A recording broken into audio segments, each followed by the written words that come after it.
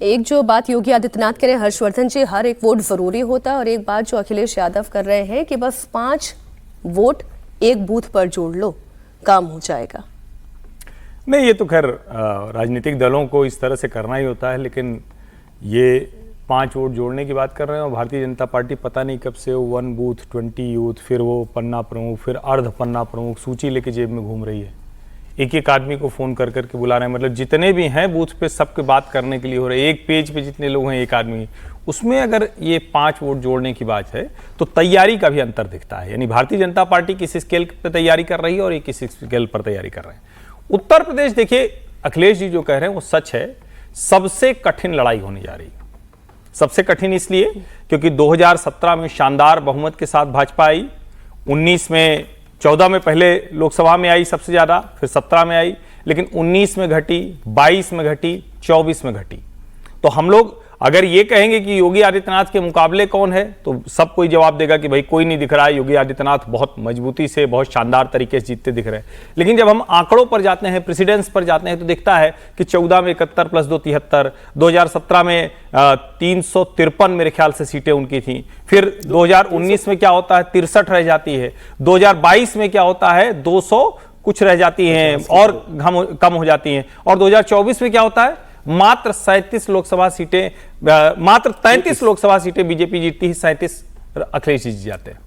तो अखिलेश यादव की पार्टी को हल्के में लेना, ये मतलब भारतीय जनता पार्टी के लिए बीजेपी तो किसी भी विपक्षी पार्टी को हल्के में हर्षवर्धन जी नहीं लेते नहीं, ये तो कहने की बात नहीं, लेकिन 29 की लड़ाई में ऐतराज है। नहीं, ये हम लोग कुछ ज्यादा नहीं, बीजेपी हल्के में नहीं लेती है तो कैसे हारती है, फिर कैसे 37 सीटें कैसे फिर अखिलेश जी अगर हल्के में नहीं ले रही थी। लोकसभा चुनाव को इसी कहानी कुर्सी में हम लोगों ने कहा कि अखिलेश यादव 15 दिन पीछे चुनाव की शुरुआत कर रहे हैं।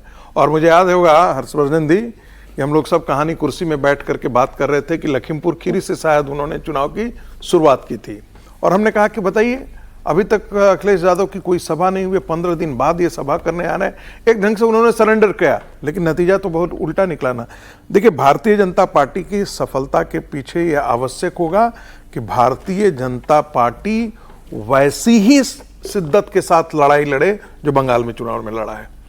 यदि दिल्ली लखनऊ ऐसा हुआ, जो परसेप्शन है, इसमें सच्चाई क्या है मैं नहीं जानता, लेकिन जो परसेप्शन है अखबारों में जो पढ़ा जाता है, ये परसेप्शन यदि कंटिन्यू रहा, ये मारामारी अंतर रही, लगना चाहिए कि भारतीय जनता पार्टी की वो चुनाव लड़ रही है, न कि योगी आदित्यनाथ चुनाव लड़ रहे हैं या कोई और चुनाव लड़ रहा है।